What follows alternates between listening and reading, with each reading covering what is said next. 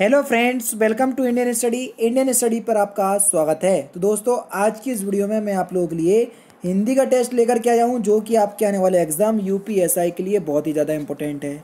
Video को and तक जरूर देखिएगा, क्योंकि लास्ट में मैं आपसे क्वेश्चंस भी पूछूंगा और उसका आंसर आपको कमेंट बॉक्स में बताना होगा।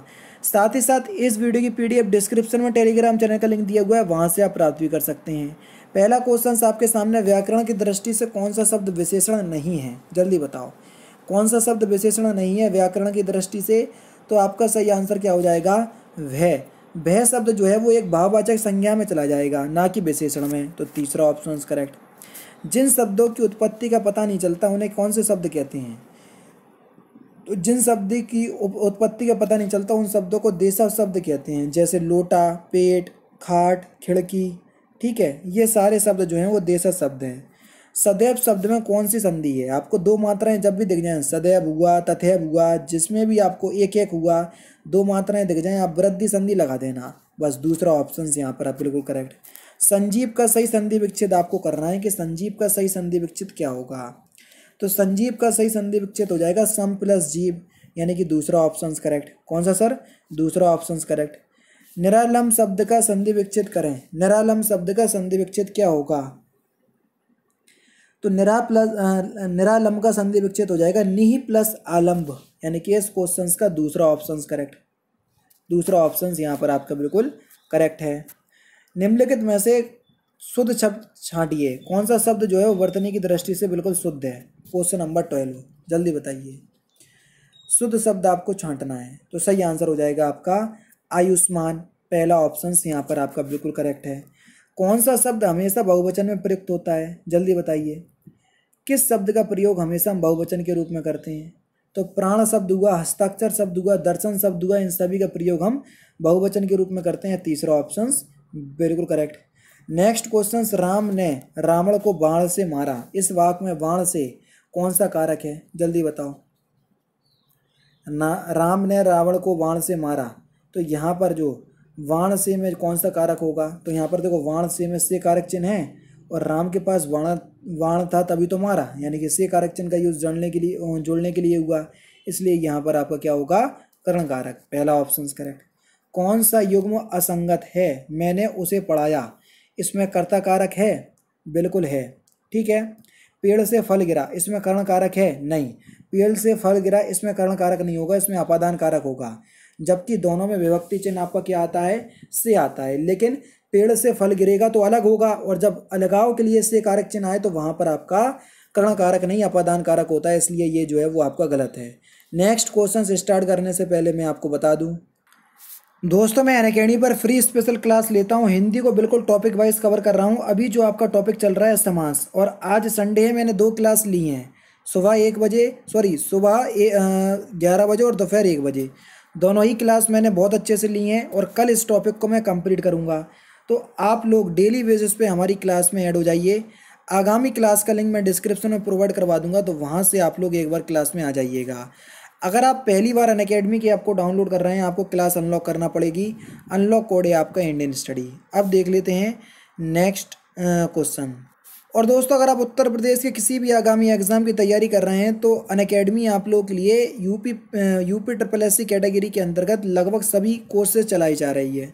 चाहे आपका यूपीएसआई हुआ, यूपी लेखपाल हुआ, UP triple S C PT हुआ, सभी कोर्स आपको अनअकैडमी के प्लस प्लेटफॉर्म पे देखने को मिल जाएंगे। ये UP triple S C PT का कोर्स है, 10 अप्रैल से स्टार्ट हुआ है, 30 जुलाई को खत्म हो जाएगा। 4 मंथ का टारगेटेड बैच है, जिसमें अलग अलग एजुकेटर आपको अलग अलग सब्जेक्ट पढ़ाते हुए दिख जाएंगे।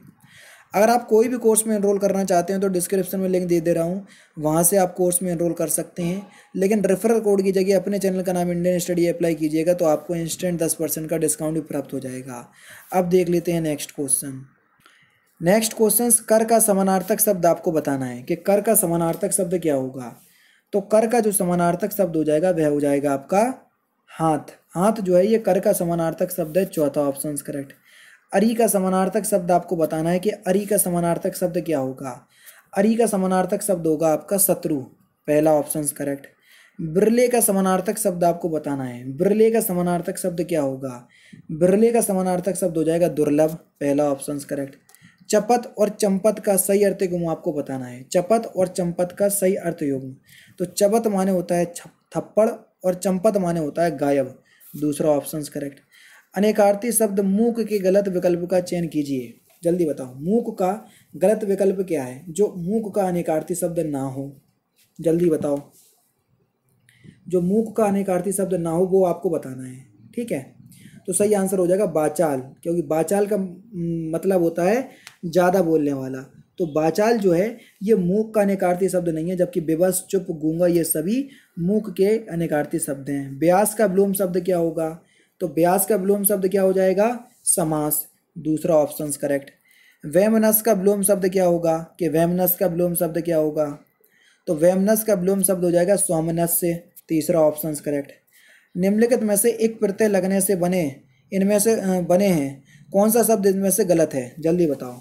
निम्नलिखित में से कौन सा शब्द जो है वो एक प्रत्यय लगने से नहीं बना है? Question number 23। तो आपका सही आंसर क्या हो जाएगा? पत्रिका।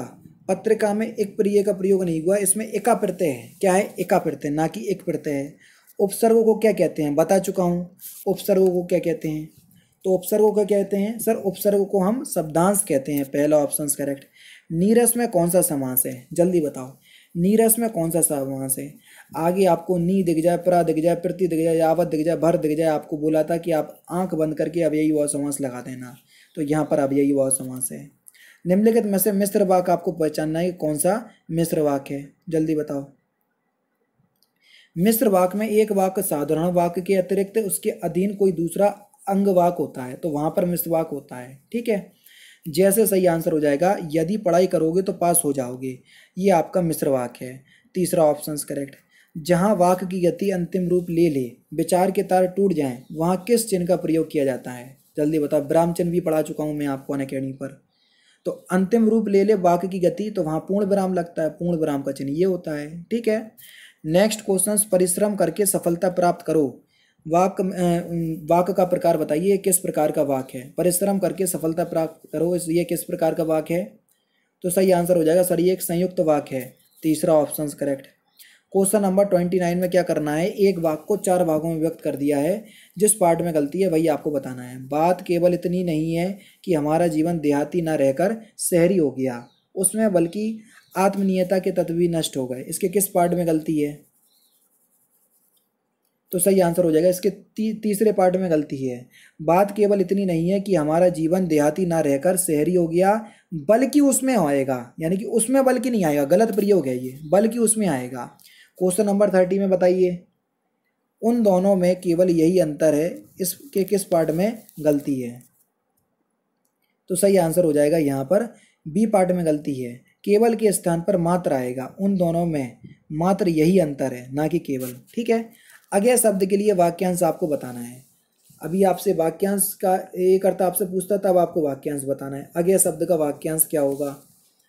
जिसे जाना ना जा सके उसको हम क्या बोलेंगे सर? अज्ञा बोलेंगे, तीसरा ऑप्शन करेक्ट। नेक्स्ट क्वेश्चन, 25 वर्ष पूरे करने के उपलक्ष्य में होने वाले उत्सव को हम क्या कहते हैं? जल्दी बताओ।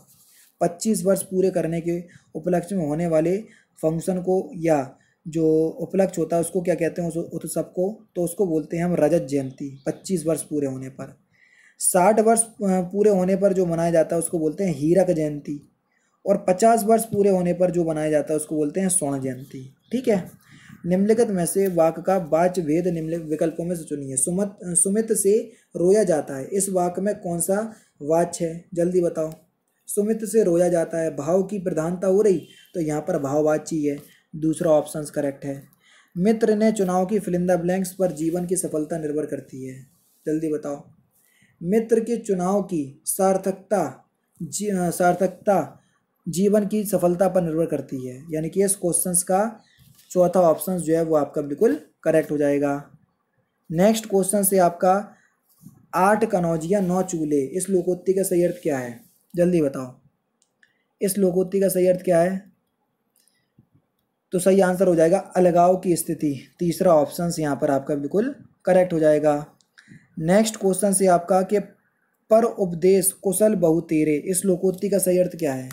पर उपदेश कुशल बहु तेरे, इस लोकोक्ति का सही अर्थ क्या है? तो सही आंसर हो जाएगा दूसरों को उपदेश देने में अनेक लोग कुशल हैं, तीसरा ऑप्शन करेक्ट। नेक्स्ट क्वेश्चन, विस्मय स्थायी भाव किस रस में होता है? जल्दी बताओ, विस्मय स्थायी भाव किस रस में होता है?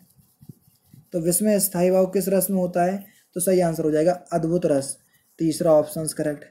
धाय धाम काम सब त्यागी में कौन सा छंद है? छंद भी मैं आपको पढ़ा चुका हूँ, मात्रा गिन लोगे तो काम हो जाएगा।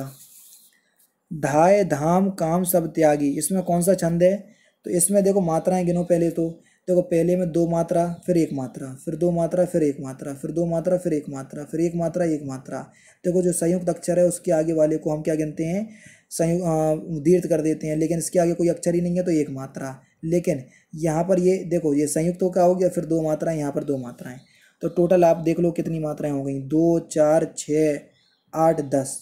ठीक है, 2 4 6 8 10 11 12 13 14 15 16 मात्राएं हो गई। इसमें हो गई कि नहीं हो गई? जल्दी बताओ कि और कुछ हो गई। और 16 मात्राओं वाला कौन सा छंद होता है? चौपाई छंद होता है, पहला ऑप्शन करेक्ट। जो जग हित पर प्राण निछावर है कर पाता, जिसका तन किसी लोहित में लग जाता, उपयोग पंक्ति में कौन सा छंद है? मात्राएं गिन लो, पिछली वाली में जो गुने थे उसी प्रकार गिनो। तो इसमें आपका रोला छंद होगा, और रोला छंद के प्रत्येक चरण में 24 मात्राएं होती हैं, 11 और 13 पर यति होती है। ठीक है, दूसरा ऑप्शन करेक्ट। ले चला साथ में तुझे कनक ज्यों भिक्षुक लेकर स्वर्ण जनक में कौन सा अलंकार है बताइए। तो इस क्वेश्चन का आंसर आप मुझे कमेंट बॉक्स में बताएंगे। तो दोस्तों ये थे आपके 40 हिंदी के इंपॉर्टेंट क्वेश्चंस जो कि मैंने आज की इस वीडियो में आपको प्रोवाइड करवा दिए। वीडियो अच्छी लगी हो तो प्लीज़ दोस्तों वीडियो को लाइक और शेयर जरूर कर दीजिएगा। तो दोस्तों फिलहाल की वीडियो में सिर्फ इतना ही। अगर आपको वीडियो पसंद आए तो प्लीज़ दोस्तों वीडियो को लाइक कीजिए, शेयर कीजिए और साथ ही साथ हमारे चैनल को सब्सक्राइब करना ना भूलें, क्योंकि मैं रोजाना इसी तरह के वीडियोस आप लोगों के लिए लाता रहता हूँ। नमस्कार दोस्तों, जय हिंद, जय भारत।